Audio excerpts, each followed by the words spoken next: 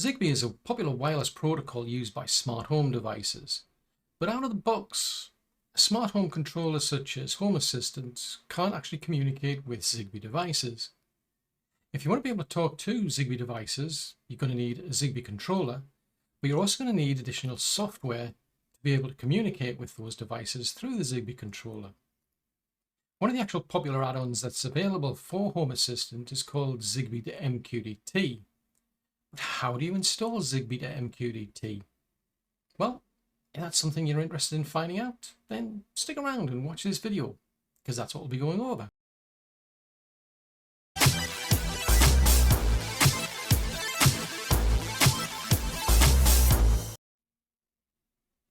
Zigbee2MQTT is not an all-in-one solution. It does have prerequisites and it does have requirements. In other words, if all you do is install the add-on, it's not going to work. You're not going to be able to communicate with Zigbee devices, for example. So what we actually need to cover is, what are the actual prerequisites? Well, actually there's one which is an MQTT broker. Like the actual name of the add-on suggests, we're talking about communication between Zigbee and MQTT. Home Assistant doesn't actually have an actual MQTT broker. You can actually install one, create one on a completely separate computer if you like, or what you can do is install the Mosquito broker that comes with Home Assistant. Now, if you're not familiar with how to do that, I do cover that in another video that I've done, but just bear in mind that you have to have this MQTT broker in some shape or form, otherwise you'll install the add-on and you just won't achieve anything with it.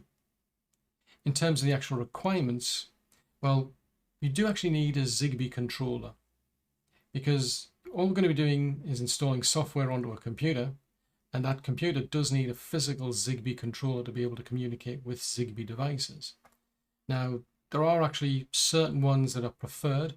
If we go to this link here, this is actually a list of the supported adapters. I'll include a link for the actual site in the description, but it gives you a list of all the various Zigbee adapters that it works with, for instance. Now, in my case, I'm going to be using a ConBee II controller because that's very popular, especially for Home Assistant. It'll work, but it's going to need a workaround, as we'll see. But either way, do check this actual list, see if your device is supported, otherwise you might actually have problems. If we go back to Home Assistant, there is one more requirement, and that is once you've actually got your controller installed, well, Home Assistant itself needs to know what it is, because one of the things we need to do is actually configure the software to tell it what our Zigbee controller actually is. Now, I'm getting a notification here, which is actually, if I click on that, if I go to and have a look at what these new devices are, it pops up a message because it's recognized my ConBee II controller. Now, this is fine if I was going to actually install the Zigbee home automation integration software, but we want to use a different piece of software to deal with Zigbee devices. So I'm going to ignore that, but at least I know straight away, at least my controller is being recognized. But either way, I still need to find some more specific details about this controller so that I can pass those on into the configuration. So to get that information, I'm going to go to Settings, and then I'm going to go to System. Then I'm going to go to Hardware, and then up here, if I click on the menu option and select All Hardware, it gives me a list of the actual hardware that it knows of. Now, straight away I can see there's my ConBee II actual Zigbee controller. The key bit of information to take from here is TTY ACM0 in my case. That's what I need to be able to supply to the actual configuration of our Zigbee2MQTT add-on when we get to the actual configuration part. Now, this Zigbee2MQTT software is being managed by a community developer, and Home Assistant knows nothing about it whatsoever. So we actually have to tell Home Assistant where to go looking for it first, and then we'll be able to actually install it. So I'm just going to close this window here. I'm going to go to Settings. Then I'm going to go to Add-ons. I'm going to click on Add-on Store. And then up in the top right corner, I'm going to click the menu option and select Repositories. And then I'm going to paste in the URL for this GitHub repository, which is where the MQTT add-on is. Now, I will include that in the actual description though. We're going to click on Add, and it's going to, basically it's gone out to GitHub, and it's come back to see that we've got the Zigbee2MQTT software that we can use now. So I'm going to click on Close, and there's no sign of it. Yeah, it can happen. So what we're going to do is going to hit Control F5 on the browser, just to basically force a refresh. Unfortunately, that means I'm going to have to log back in again. So I'll just log in here. And you can now actually see the software. Now, there's two choices here. We've got Zigbee2MQTT, and we've got Zigbee2MQTT Edge. Now, it's not recommended to use that one. It says this is a development build. So what we want to do is to install this specific one here. So we will click on that one. Then we're going to click on the install button. And then off it goes and installs Zigbee2MQTT. So now that the add-on's installed, the next thing to do is to configure it. Now, here on the Info tab, by default, we've got Start on Boot enabled, which is what we want. We also want to select the Watchdog option as well. Now, the reason for that is if this add-on were to crash, Home Assistant won't be able to get access to your Zigbee devices and vice versa, for instance. So we want to make sure that if that actual add-on crashes, Home Assistant will at least try and restart it and get it back up and running again. Now, this is entirely optional. Show in sidebar. If I select that, basically it gives us a shortcut to this Zigbee2MQTT software. Now, at the moment, you can't see that, what that's going to take us to, because once this is configured and up and running, we'll actually get a link to the actual web interface of this software, which is basically what that's pointing to. Now, what we also need to do is go to the configuration tab. Now, we're actually using the Mosquito broker. Now, that's basically running on the same computer, so it's a local service, if you will. It's technically an add-on, but because of that, we don't actually have to configure anything here in the MQTT settings. If we actually were using some remote server, a completely separate computer, as the documentation explains, you'll have to provide the actual details for that server, where it's at, login credentials. But because it's local, we don't need to touch that. But I will include a link to the actual installation details though in the description. Now, as far as the serial part here is concerned, this is where we need to tell it about the actual Zigbee controller we're going to use. So I'm going to paste in the details for mine. So this is where I was going over the prerequisites and the requirements, was that you need a Zigbee controller, and here we have to actually tell it what our controller is. So mine was TTY ACM0.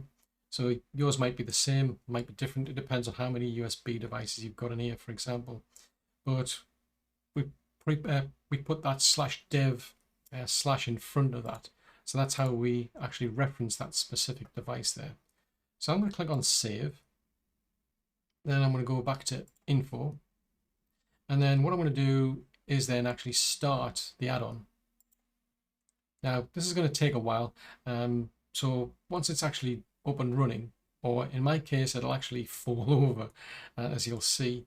But what you should be able to get is that, assuming everything goes to plan, it'll be up and running, and you'll be able to click on this Open Web UI button, which is the same as what that shortcut is.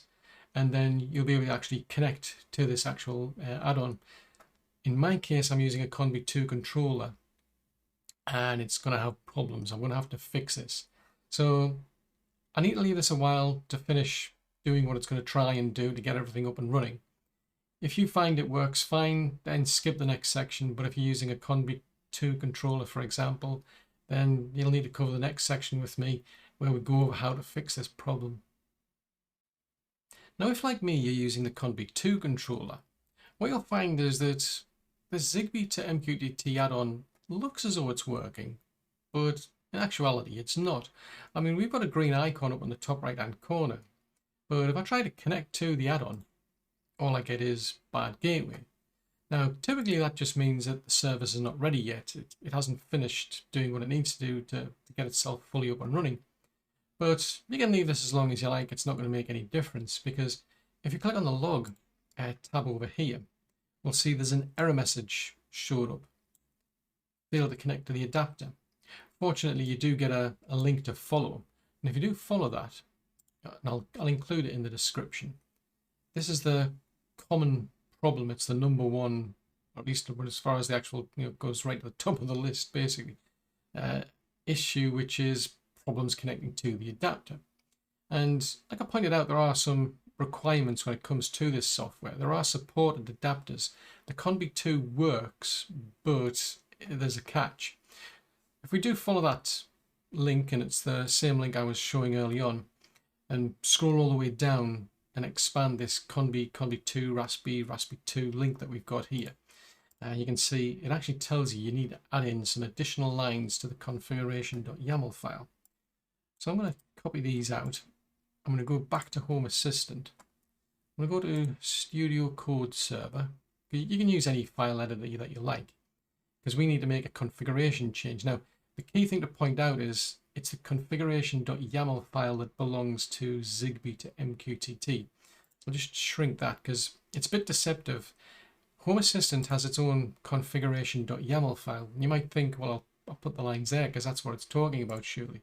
It says add these to your configuration.yaml file, but it's not. Expand this out, and as you can see, it's got its own configuration YAML file. That's where we need to paste our lines into. So paste those into there, and I'll close that. I'll go back to the add-on, and I'm going to restart this because I need to do that for the changes to take effect. Well, the add-on's now restarted. It's back up and running. And if I click on Open Web UI this time, et voila, we've now actually got a Zigbee2MQTT add-on up and running. Now, to add a Zigbee device to Home Assistant, what we need to do is to actually put our Zigbee2MQTT add-on into pairing mode. So up here there's an option, Permit Join All. So we'll click on that. So it puts us into pairing mode for Zigbee devices. So what I need to do is put the actual device I've got into pairing mode. Now, how you do that really depends on the actual device itself. I'm using an Akara device as an example, but it can be a bit fiddly, I must admit. The idea is to hold down the actual button. There we go. And then it pops up. Now, I must admit, sometimes what I find with this is that it actually initially identifies when you add the device for the first time. It shows up as an unknown device. But if you give it long enough, eventually it pops up and it shows itself as a Xiaomi device. That's how you pronounce it. Now, you end up with a really obscure name, I must admit, but you can at least change that. I mean, if we click on the edit option here, I can call that, just say door sensor, for example. I'll select the option to update Home Assistant. I'll rename the device. That's a more meaningful name than what I was seeing before. Now, if I go to settings, then to devices, this is going to show up as an MQTT device. So this is my first MQTT device. If I click on that, you can see it's been renamed to door sensor. If I go over to overview, it's sitting in an unknown location at the moment, but it doesn't even know what the status is. But as you can see, as I'm moving it around, at least I'm starting to get feedback from it. So that's closed, open, closed. So it's starting to work now. So that's good. So let's put that down. You can see it's added the device in. So what it means is if I go back to the add-ons, back to my Mosquito, well, actually I want to go to settings and I want to go to devices and services, to devices. And what I can do is I can edit this and I can put it in a specific location, for example. That's a bit more meaningful than where it was before. So now it should put it back into the actual test room. Just double check I did save that correctly. It's in the test room. So for some reason it's not showing that there. I'll just click on refresh.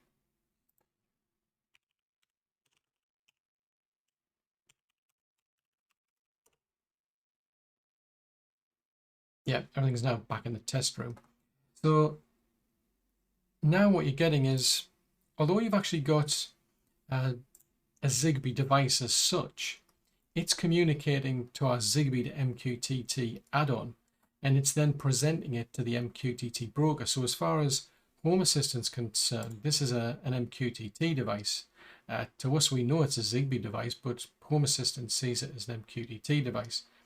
I suppose the benefit from that is it means that you're now disconnected really from even Home Assistant. If you were to move on to something else, for example, as long as you've got an MQTT broker, you can use this on any smart home hub really that supports MQTT in a way. But it's quite useful, I must admit, in that respect. I mean, it's pretty easy to add things in. If I go back to the add-on, you can see it's showing that up. But I must admit, I'm not overly fond of the way it gives you those bizarre names. I must admit, you've got to change it at least. But fortunately, you've got that option to update Home Assistant as well and pass it on. And as long as you've got Home Assistant set up with its default sort of settings, anything that gets learned in MQTT automatically does get populated as a device and learned. If we go to the actual dashboard, it's giving you a bit of information about that. If we go to the map, it's really not a great deal to learn, to be honest. There's just the controller and the door sensor. There's various things you can do in here. There's tools to try and restart Zigbee and so on.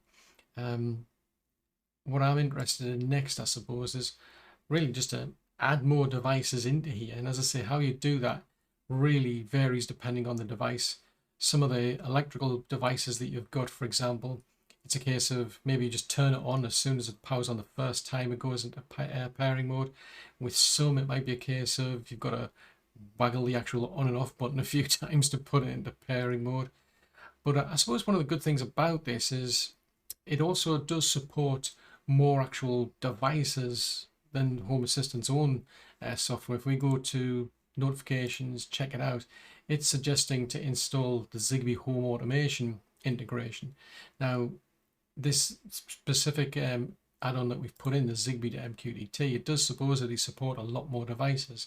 So you've got choices here where if you've actually got a piece of hardware and it doesn't work in that Zigbee Home Automation software, you can actually check out the site here. I mean, they go over the actual hardware, not just the adapters, but the actual types of devices. I mean, yeah, we're talking about 2,301 here. If you find it on that list, you might have better luck, because I know I've got a Zigbee bulb, for example. It isn't recognized by ZHA, I know that for certain. It'll work if I pair it up with a Philips Hue bridge, but it won't talk directly to Home Assistant using ZHA, so that's something I might check out to see if this will resolve that. It's not a big deal because I've got other bulbs on my Philips Hue bridge anyway, but it's just something I need to bear in mind. So it's pretty easy to add the devices in, and yes, you can rename them. And as I say, I think that's just a feature where it didn't initially recognize it, although it's branded as a Cara. It all belongs to that main parent company anyway. So that's as far as this particular software goes. It sees it's belonging to Xiaomi.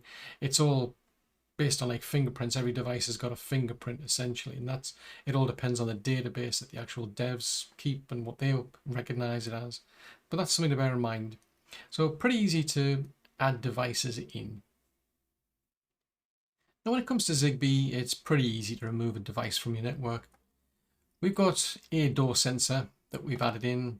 If I want to remove it for whatever reason, all I need to do is click on the bin icon. If I hover over it, it says remove device, so I'll click on that. I'll select force remove. There's not like a two-way communication here going on. I'll just remove it from this network and that's it.